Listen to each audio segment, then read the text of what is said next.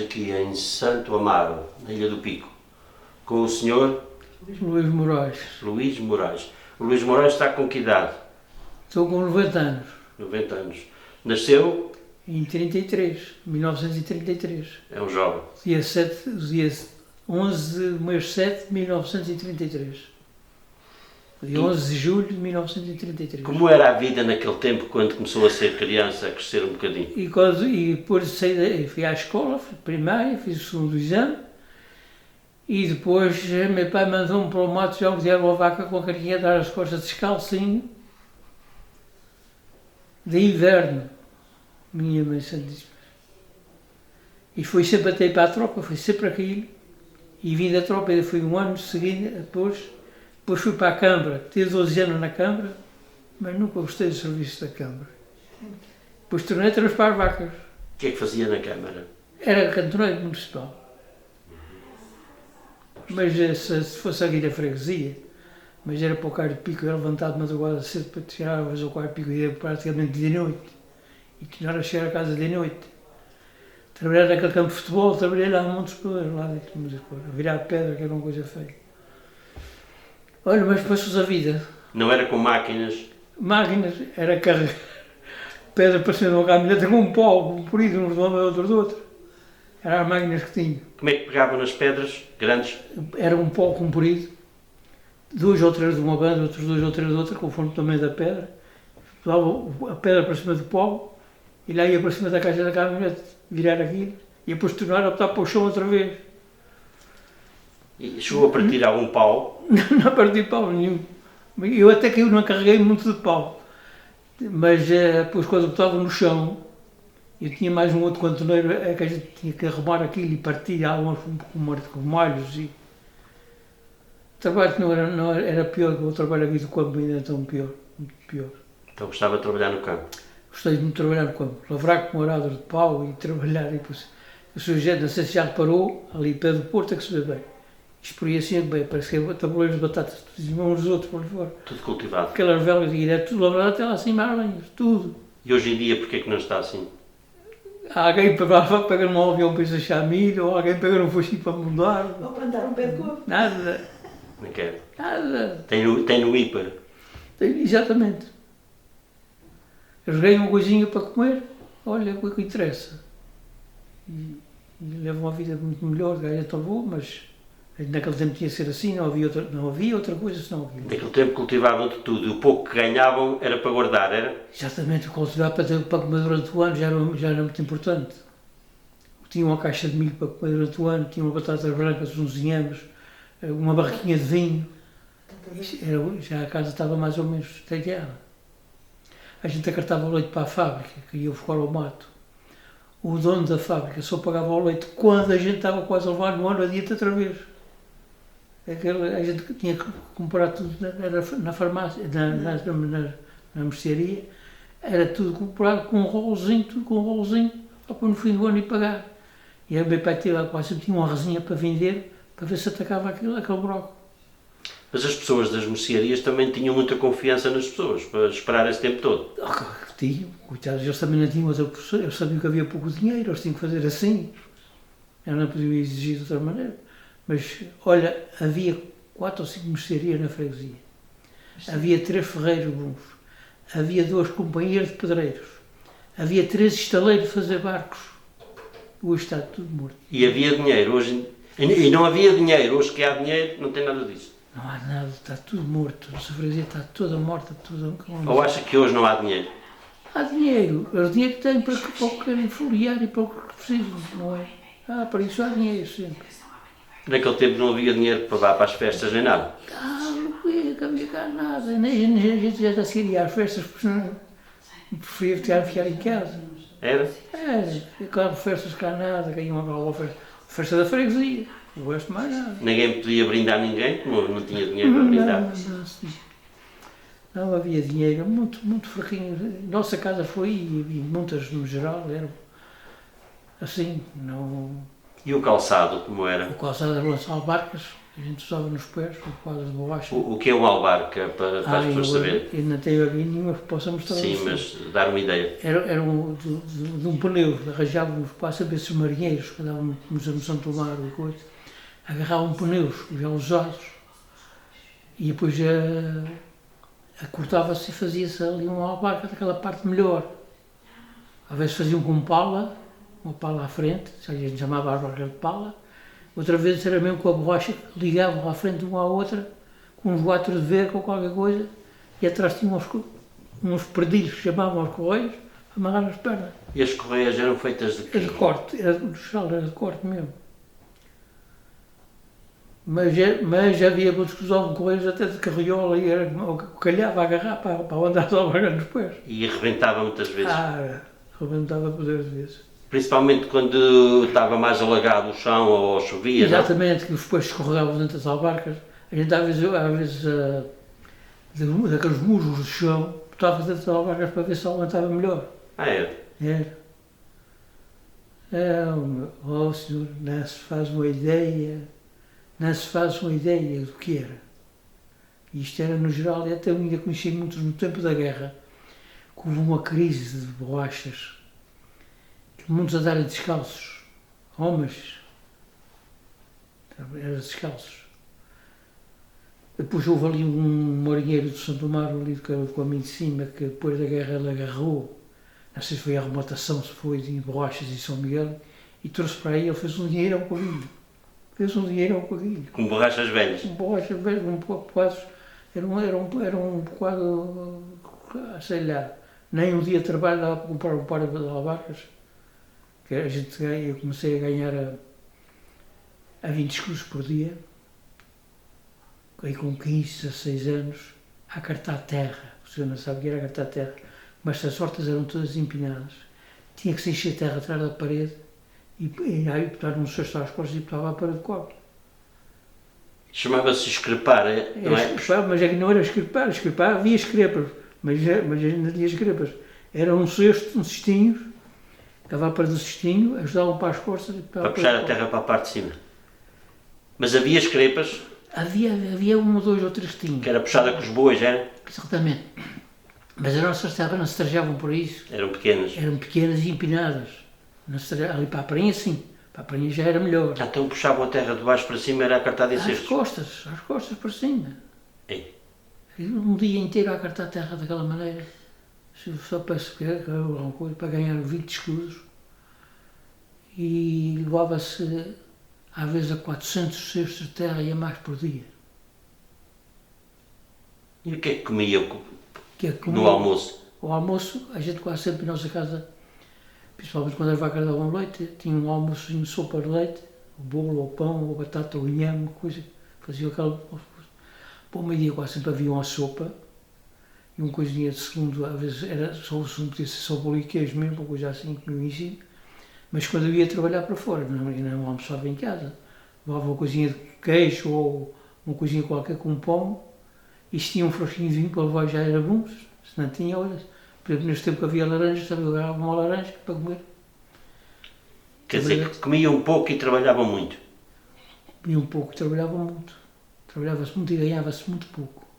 Muito pouco. E esse dinheiro era para fazer o quê? Era para ter em casa, porque era preciso.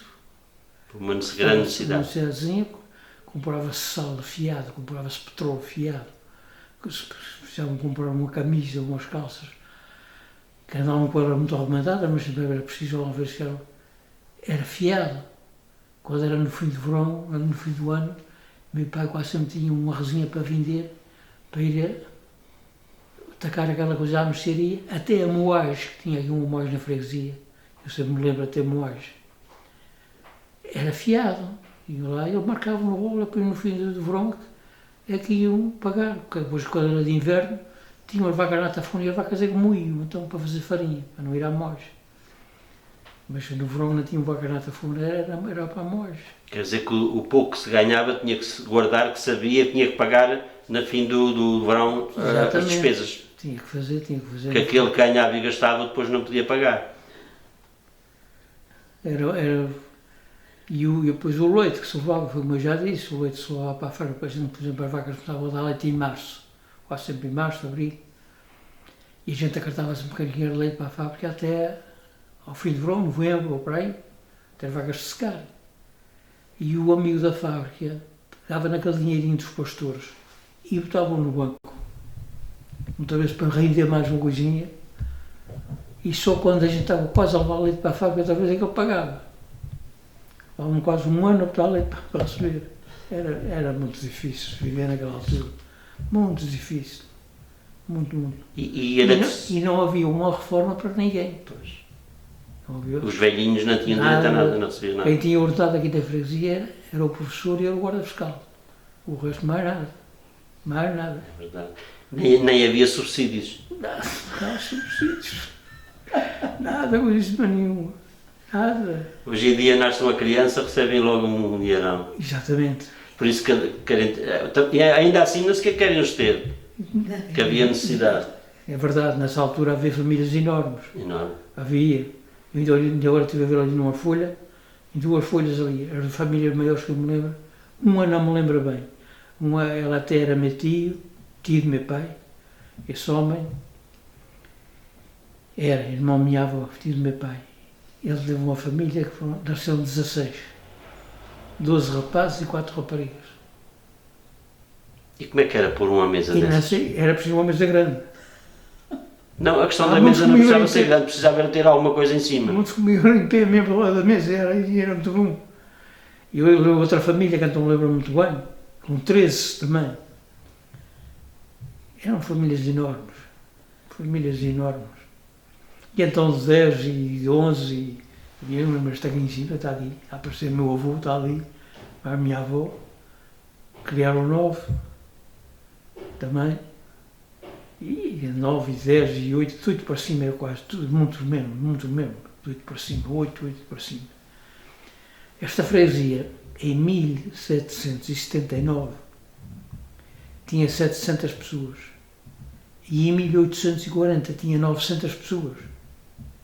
900 pessoas estavam aqui bastos, tinham que comer mesmo o que aparecia. E agora quantos têm?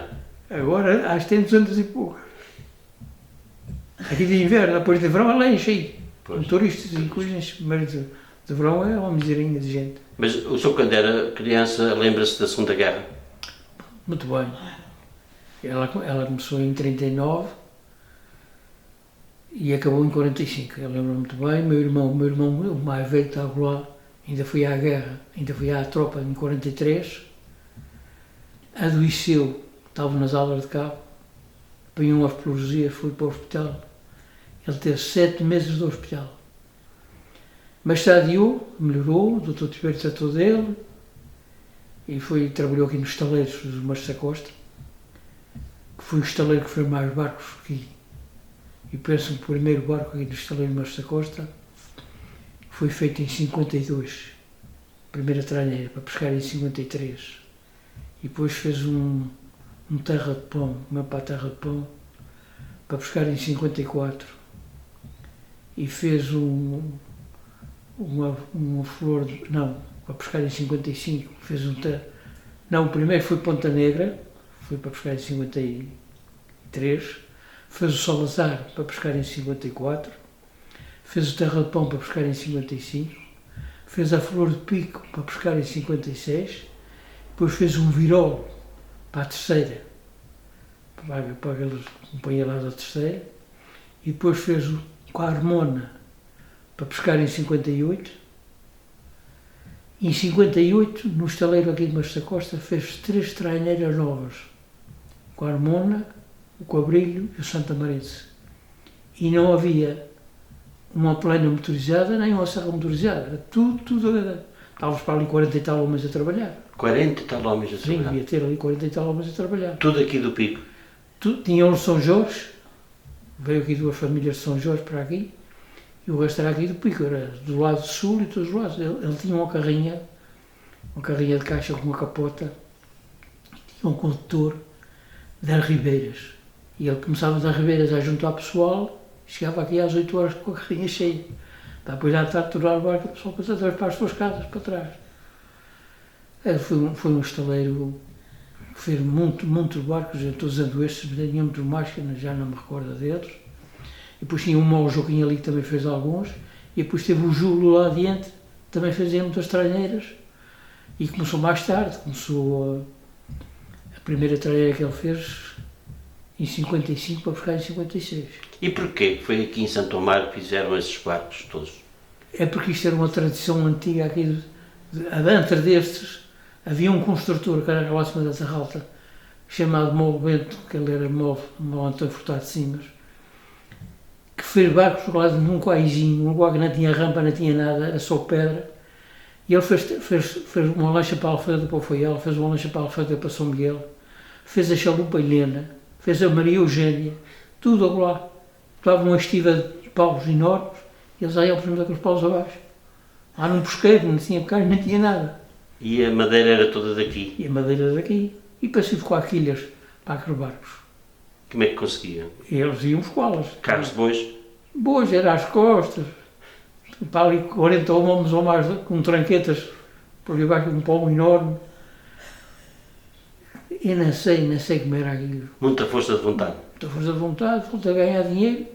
Ele dava dinheiro, porque ele deu muito dinheiro a ganhar, aquele homem. Ele era meio chanfrado da cabeça, mas deu muito dinheiro a ganhar. Porque ele fazia contratos muito bons e fazia barcos muito bem feitos com madeira muito boas. Era sempre. O que eram as madeiras? Olha, o cavername era madeira de cedro, depois por fim já não havia. Mas enquanto houve madeira de cedro, ele era cavername, era madeira de cedro. O costado era madeira de casquinha, que vinha de fora, às pranchas, era afiado aqui às tábuas. E tudo aquilo, madeira que arranjavam, de pinho, de castanho, ou de cedro, era tudo.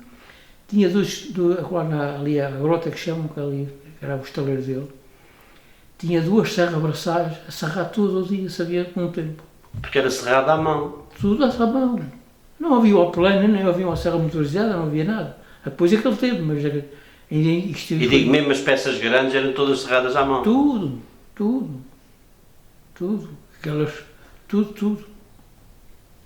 Porque essas tralheiras devem ter uma quilha muito pesada. Oh sim, aquelas tralheiras grandes, por exemplo, o Carmona e assim, era preciso um pinheiro já grande para dar uma quilha. Ah, era pinheiro? No geral era pinheiros inteiros. Para trazer uma quilha de cima desses matos para baixo, da Terralta para baixo. E não eram carros, pois, não é nada? Era tudo às costas, com tranquetas. Ali uns de um lado, tudo aqui vinha. Isso era dias para chegar com elas aqui? Não, eles tinham que falar num dia, era um dia para trazer para baixo. Mas era penar, era duro. Uhum. E não se queixavam? Não tinha outro meio de São Luís. Ia ganhar dinheiro. Eu lembro-me de ir uma vez à Serra, buscar a madeira, que o meu irmão já trabalhava lá. E eu ouvi lá um vizinho dele que morava no caminho de cima. Queria fazer um acerto para um carro, boas.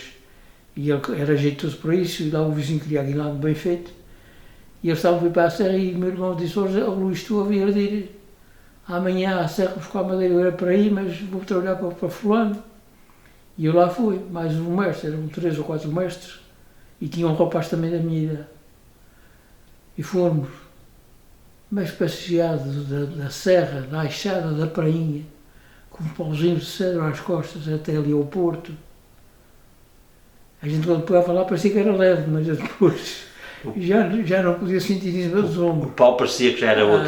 Já não se podia sentir isso. Era horas e horas a andar com aquilo às costas. E trabalhavam o sábado e o domingo, não? Ou o sábado. O domingo não, mas o sábado trabalhava. Trabalhavam o sábado. Não havia o sábado para descanso. Não havia. Era da segunda de manhã até o sábado à tarde. E depois do trabalho, ainda quando chegavam a casa, tinham sempre para fazer?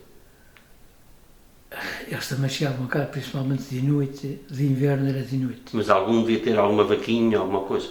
Alguns tinham. Eu lembro-me de um serrador que serrava ali, e ele criava 2 vacas. E ele até à noite, às vezes, andava a cartar tripadeira para as vacas. E era duro, para no outro dia de manhã estar outra vez lá. Preparado para o trabalho duro. Outra vez, e deixar as vacas tratadas na tafona, e esgalhar feias debaixo delas, e alguma coisa. E a alimentação era fraca? Era um coisinho de leite, tinha um coisinho de queijo fresco. E era um que se agarrava. E era um porco por ano. E um porco por ano. E esse que matava um porco bom já era muito bom. Então, no geral, todas as casas matavam um porco. Talvez algo mais inferior, outro melhor, mas no geral todas as casas matavam um porco. Porque era preciso a gordura para o ano. Da qual que se tirava a gordurazinha para o ano. Não havia o óleo, não? Não havia nada, Para fritar. nem havia dinheiro para comprar. Tinha que se tirar o dinheiro da qual que se tirava. E para fazer umas sopas, não é? Uns torreminhos, ou comer um inhame e coisa. Era uma refeição já jeitosa, consumia um torreminho, um inhame e tinha um pãozinho para beber. Já era uma refeição boa. A carne era guardada na arca? Era em baixas em sal. Baixas de barro, toda bem salgada. E depois as mulheres tiravam, a gelatina está ali, sabe muito bem como era, tiravam aquilo de molho, de um dia para o outro. Parece-me que era, não era? Acho que era. Para tirar o sal? Para tirar o sal, lá depois a cozer, e dava-se cozinho mais com água, com certeza. E couvinhas picadas, para tirar primeiro um pratinho de couves. A couve era muito importante no quintal. Ah, sim, porque e às vezes não tínhamos quintal, a nossa casa não tinha quintal. A gente morava lá embaixo à beira da costa, que eu dizia que o nosso quintal era a costa. Mas eu às vezes ia longe, ela ia pouco a mim, um bocado longe, minha mãe ia chamar por mim à cama, porque os meus irmãos já acompanhavam o meu pai, era mais velho que eu uns anos, como era mais velho que eu 11 anos, e o outro era 8 anos mais velho. E eu ficava em casa e minha mãe dizia: "Ó Luís, tu a vez ir ao caminho se os couves para o jantar." E eu lá levantava-me e caminhava as carreirinhas por aí acima, buscar couves para o jantar. Não refilava, não dizia que não? Não. Não podia. Ela não podia ir, os outros não estavam em casa, eu tinha que ir. E era assim. E eu lembro-me da linguiça era conservada na banha do porco. Exatamente. Sabes isso? A linguiça e mais alguma coisa, não é? E os torresmos, e salsicha. Também tomavam salsicha em banha, picadinha, dentro já umas marmitazinhas, uma coisa que agarrava, uma lata, uma coisa. Ah, não sequer havia marmita. Não havia marmitas. Não havia marmitas a Não havia nada, é era verdade. lata. Latas. Havia uma latinha, já era bom. Havia o latoeiro. Havia o latoeiro. E você, o latoeiro fazia as latas? Fazia. De coisa, tu também quisesse fazer, ele fazia. Ah, porque além do carpinteiro tinha o latoeiro e o sapateiro. Eles não tinham um latoeiro na freguesia. Era um latoeiro, ele era de continente. E vivia na Piedade, mas quase todos os anos ele vinha aqui. Vender. Trabalhar. Se iam fazer até bidões para arrumar milho, ele fazia bidões grandes, lata de petróleo, auadores para a roupa, qualquer coisa que quisesse fazer. Ele trazia a ferramenta e fazia mesmo tinha aquilo. as suas ferramentas todas, máquinas e tudo. E fazia. Ele depois chegou a vir morar aqui para São Tomar. Depois chegou a vir morar para Vocês estão mesmo encostados aqui ao mar. Havia fartura de peixe. Havia peixe, havia muita lapas, comia-se muita lapa. Hoje até é proibido ir lá para certas estações e eles vão comprar, mas é para vender. Mas esta que está ali apanhou muita lapa na costa. Era comida como?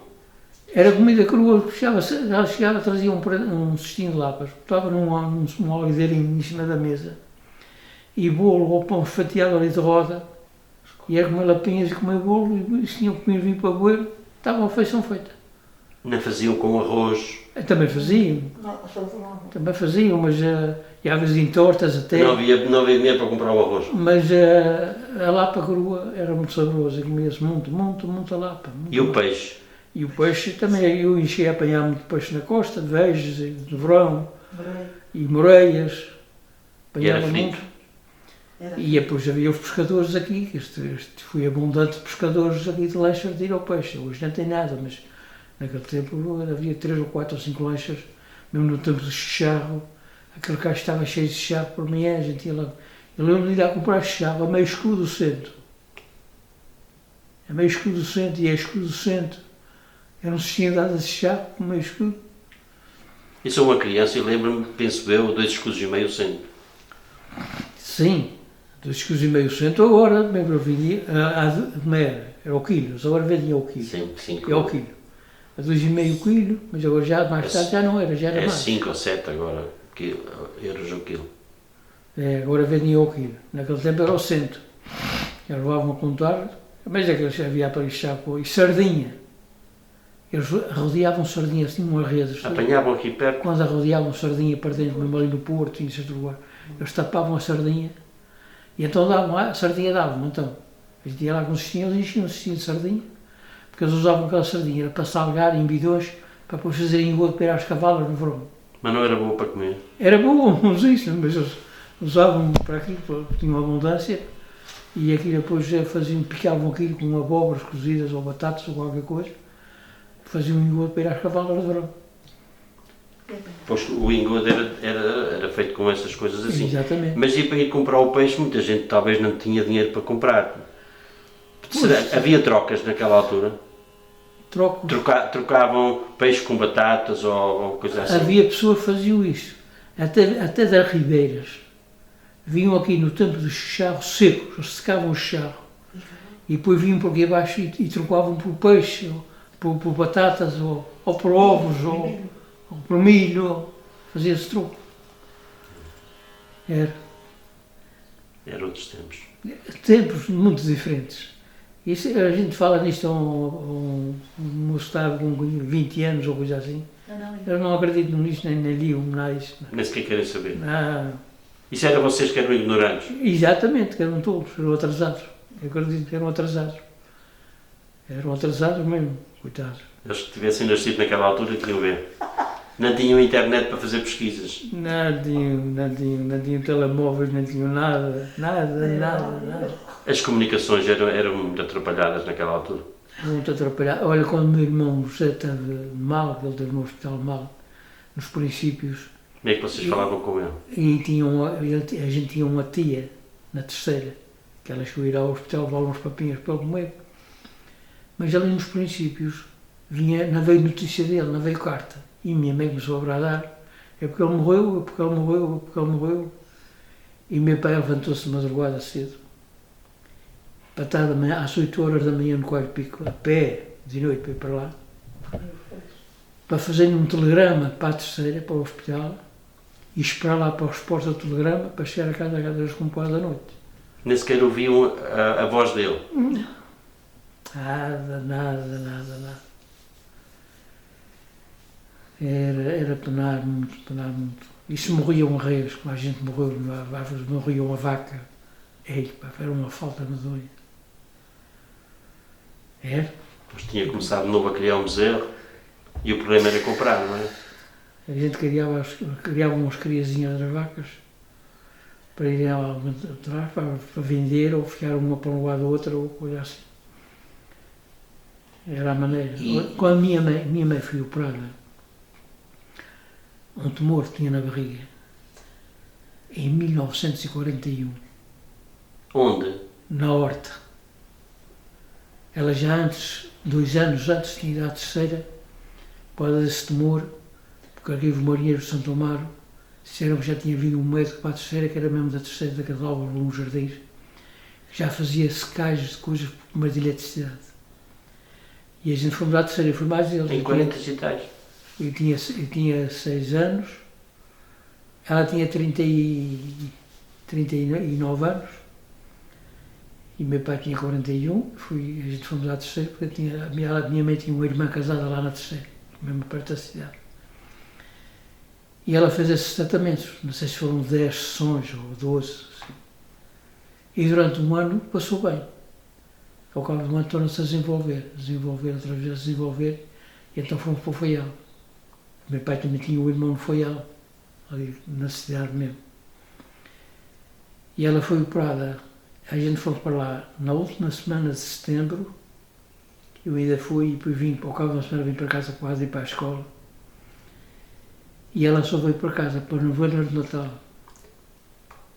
Como é que teve esse tempo? Para fazer análise, e mais isto, e mais aquilo. E depois ser operada. E aquilo levou tempos e tempos para melhorar. E comer e dormir? Ela em casa, ela estava no hospital. E meu pai, quando ia para a casa do irmão. Tinha o irmão lá, ia para a casa do irmão. Mas foi uma temporada grande. em 41, ela tinha 41 anos, ela nasceu em 1900 e anda com a era, à medida que a era passava. Olha, mas sarou, nunca mais se queixou daquilo. Começou a fazer o serviço, tudo de casa, nunca mais se queixou.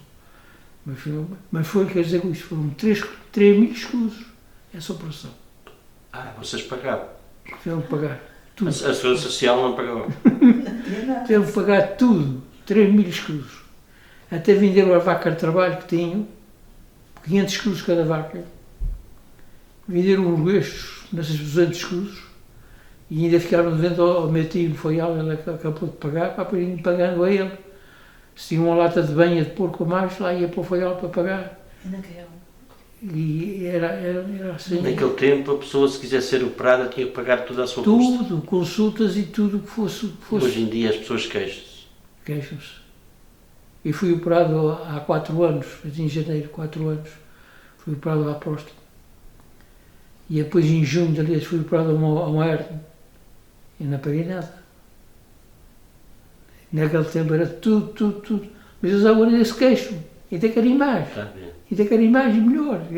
Já viu o tempo que tiveram para pagar essa operação? Para trabalhar? Vou anos para acabar de pagar. Quanto? Vou anos para acabar de pagar. E ainda mandaram um porco para lá. E ainda mandaram um porco, é verdade. Um porco que estava com 100 quilos. Meus irmãos fizeram com um caixote, gostávamos, e mandaram para o meu tio a bater-lo lá e ficava com o dinheiro dele. Foi ela. Para amortizando na dívida. Era gostoso. Gostoso. Mas havia gente alegre. Mas, sim, mas com isso tudo havia alegria. Havia alegria e havia respeito uns pelos outros. E amor, tinham respeito uns aos outros. Hoje não. Nem sequer fui ter respeito nenhum pelos pais, nem nada. Olha, eu mais aquela senhora que está ali, a gente falávamos 5 idosos. E por fim, o nosso filho morreu. Era o filho que a gente tínhamos, está ali. Ele nasceu doente de coração e aos 23 anos foi muito gostoso de criar e eu depois tive a ter quando ele era pequenino que ele não chegava a ir à escola. Mas ele foi à escola, depois quando abriu aqueles externatos nas vilhas, ele começou para São Roque e depois foi para o Faial, tirou o 7º ano e depois tirou o curso de desenhador de construção civil. E depois desenhava barcos, quando foi esta frota azul, ele desenhava aqueles barcos todos, passava tudo para as mãos. Tudo. E aos 23 anos dele no ataque, aquela foi mais ele a Lisboa, 8 vezes, 8 anos seguidos, todos os anos ali a Lisboa. Depois ele casou, ia mais a mulher, e levava uma filha, ainda também, ela está ali embaixo ali, ela de Moio, é a filha dele. E no ano de 2000, dia 29 de outubro, ele teve a comer uma coisinha mais, a gente estava sentados à mesa e acabou de comer e morreu. Era aquele filho que a gente tinha. É triste ver partir um filho. Morreu no meu braço. Eu estava com ele nos braços e estava a ver a morrer, e eu com ele nos braços.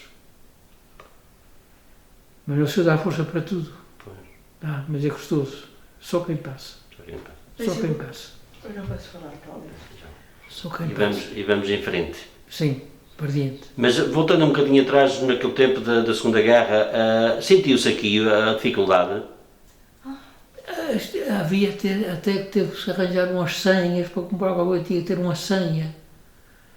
Para ir à mercearia comprar alguma coisa com uma senha, não sei como era aquilo, não sei. Eu também era muito rapaz ainda no tempo, não é? Era tudo racionado? Era tudo, assim, umas coisinhas.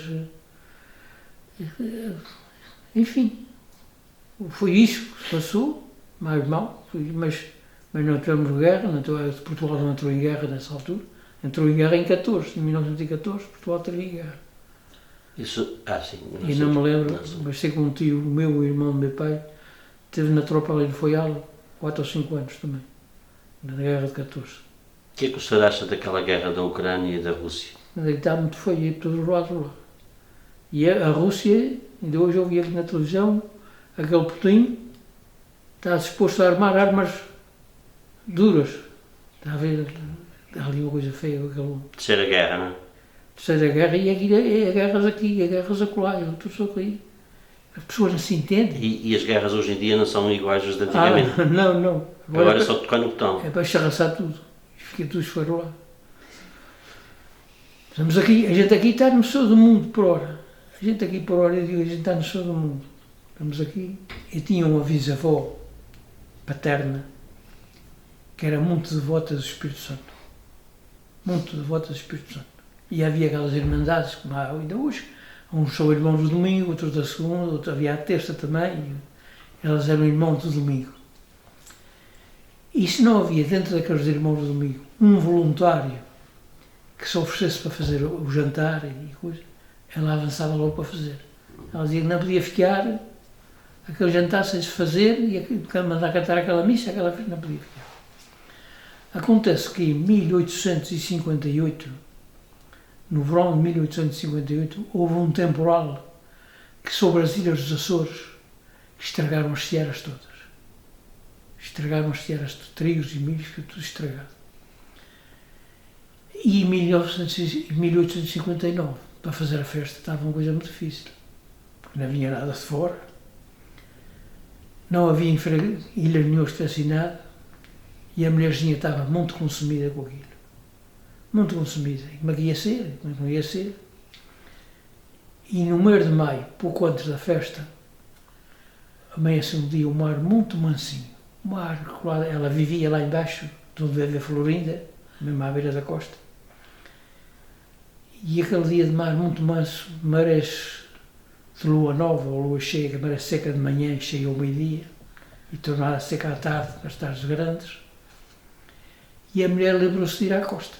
Não se sabe o que é que ela foi fazer. Se foi para a Lapa, se foi buscar água. Ela perguntou que ela foi à costa. E ela estava à beira do mar, assim, com a maré seca, o mar não mexia. E ela estava ali e olha assim para o lado e viu uma barraquinha lá em cima das pedras.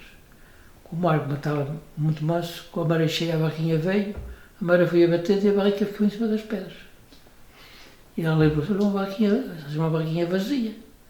E foi lá para mexer com a barrica, mas achou pesado, não está vazia, esta barrica está cheia. E veio acima, talvez o marido e algum filho, talvez o filho mais velho que viveu com eles muito tempo, levaram umas cordinhas e um pauzinho, ligaram a barrica, trouxeram a barrica para cima. Chegaram fora da porta da cozinha, puseram a barrica assim, fundo ao ar, e a gente vai ver o que esta barrica tem aqui dentro. Quando abriu a barrica, o seu espanto, a barrica estava cheia de farinha, alvinha, que deu para fazer tudo o que ela queria fazer. Veio ter ali o quintal dela mesmo. Como é possível? Veio ter ali o quintal dela. Já vi. E ela fez tudo o que era preciso fazer. Meu pai lembra-se muito bem dela, que ela quando morreu, meu pai já tinha 18 anos. E ele diz que ela quando se preparava para cozer para a festa do Espírito Santo, a primeira coisa que ela fazia, enchia o forno de brindeirinhas miudinhas. De forno cheio de brindeirinhas miudinhas. E depois estavam ali dentro de um balaio grande, e duas pessoas com o balaio um para o lado e outro para o outro, e ela ia para a porta da escola, dar uma brindeirinha a cada criança da escola. E ela teve dois filhos que foram padres. O primeiro que foi padre ordenou-se lá na terceira, e teve para a terceira uns anos, e depois veio para as Angústias de Foial. E quando chegou às Angústias, ainda não havia filha harmónica das Angústias. E ele, depois de tomar ali conhecimento com aquela gente e coisa, começou a falar nisso, arranjarem sócios, mandarem uma filha harmónica. E fizeram isso. Veio a filha harmónica, arranjaram uma extra e tocar isso aí, era a filha harmónica. Quando a filha harmónica estava pronta para ser inaugurada, ele já tinha morrido. Dizem que ele, ouvi dizer uma vez uma tia minha, que ele que estava a tomar banho numa cera, numa banheira em água muito quente, talvez, e chegou lá uma pessoa aflita para ali, quando o senhor ou uma criaturinha que estava quase a morrer, e ele caminhou, apanhou uma pontada e morreu em poucos dias. Já vi. Morreu, está lá, a pé da Igreja das Angústias, já estive lá a ver, está lá uma coisa ao lado da igreja. António de Oliveira Moraes nasceu em 1845 e morreu em 1897. Está lá, já fui lá ver. Morreu com 52 anos. E depois teve um outro irmão, que andou aqui na lavoura até a idade de 25 anos, ir ao mato de vacas e a dar, e depois aos 25 anos lembrou-se de ir para o seminário. Mas também para o seminário. Andou, então era um padre a chamar mais atrapalhador também para aquela coisa em latim, coisa, mas andou de cura aqui em São Jorge, e cura aqui do ouvidor de São Roque, depois foi para a Ribeirinha, depois mandou para a Ribeirinha era anexo à Piedade, também não era paróquia, depois começou a adoecer, veio para casa e morreu, também com 73 anos. Aqui na Santo Amaro cultivavam o trigo? Pouco. A Prainha e São Roque que eram fortes de trigo. Mas aqui em Santo Amaro, davam ali nas roças e assim umas coisas, mas o pai daquela cultivou trigo uns anos, elas iam enxutar, mas não se cultivava muito trigo, pouco trigo, era milho, ou tinha milho, era milho. Quase toda a gente tinha milho para secar e moer. Havia alguns que não tinham, mas poucos também, quase todos, uns mais, outros menos, sempre tinham. Alguns tinham milho a mais que vendiam, outros compravam, outros não tinham. Andava a trabalhar para fora para ganhar dinheiro para comprar o milho. E ia-se trabalhar para fora, que eu não me lembro então, mas já ouvi dizer, trabalhava um dia de manhã à noite a seixar milho, para levar um alcarinho de milho atrás das costas para casa. Era o pagamento do dia. Uma casa que tinha família, levavam aquilo, moiam aquilo e em poucos dias estavam sem nada. Era uma coisa feia. E como é que era moído? Quando era de verão, tinha a moagem. Houve os moinhos entre as moagens. Havia 2 moinhos, que eu me lembro ainda deles. E depois teve uma moagem aqui, desde 1930, talvez. Houve aqui moagens. Trabalhava com? Motorizada, uma moagem motorizada, com motor e quando era de inverno, todos os que tinham vacas e a tafona aproveitavam moer com as vacas na tafona, para não ir pagar a moagem. Moia-se a vaca na tafona. Quando foi o ano das aulas, em 1953, o dia 28 de fevereiro, fez agora talvez 70 ou 71 anos, houve aqui as águas. O que foi as águas? As ribeiras, muitas ribeiras como veio por aí abaixo, e houve trombas de água que caíram. Foi umas águas, coisas que levou uma tafona no caminho de cima, levou quase uma outra casa, e embaixo tinha uma casa de morada ao lado da ribeira e a moagem do outro lado. Levou as duas, levou a casa e levou a moagem, motor e tudo, como aí apareceu. Foi umas águas feias, fortes águas feias, mas agora. A respeito de águas, a canalização da água aqui para baixo antigamente era através de um tubo de quê? Um tubo de barro assim deste tamanho. E cheguei a trabalhar nisso, porque quando trabalhei para a Câmara, e também tinha essa coisa de águas à minha conta. E ainda era tudo encanalizado lá do mato para baixo. E vinha como em cima de uma parede ou era no chão? Era no chão, baixo da terra. Era tudo baixo da terra. Era tudo baixo da terra. A gente, se assim por acaso entupia, às vezes com um cisco ou qualquer coisa, ou raízes que criava dentro, a gente para dar com o ar era chato. A gente, aqui mais ou menos 100 metros, havia uma arquinha. Mesmo baixo do chão, ou em cima, havia arquinha. E a gente, por exemplo, nesta arquinha não estava a correr, a gente já sabia que era dali para cima. Ia experimentando aqui e lá, até que chegaram ao lugar. E eu trabalhei nessas aulas muitos anos. Mas aqui perto do chafariz vinha por cima de uma parede abaixo? Do caminho de cima para baixo, ali um bocado. Porque ali no caminho de cima, num cerrado que havia ali, é que havia a repartição, porque havia um chafariz no caminho de cima e havia um chafariz no caminho de baixo.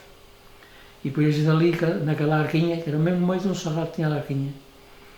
Mas era tão descoberta, a gente tinha uma bucha de madeira dentro, com um rasgo por um lado, e a gente tinha que pôr a bucha de maneira que fosse só um pouco a caminho de cima e fosse só um pouco a caminho de baixo. Se a gente punha a bucha muito virada para baixo, ou ia toda para o caminho de cima.